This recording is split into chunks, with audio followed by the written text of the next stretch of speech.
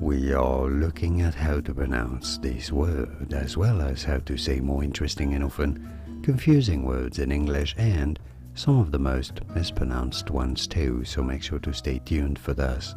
So how do you say it? In British English, it is generally pronounced as ruined. So 2 syllables, you want to stress on that first ru syllable, and then end, ruined.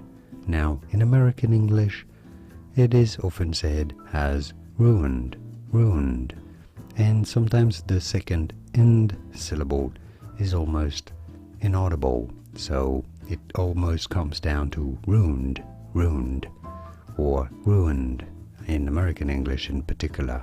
But in British English, officially, it is to be said as ruined, ruined, or simply ruined. And now you know it all, I think. Did you get this? Was this any helpful? Let me know in the comments and by using the like button.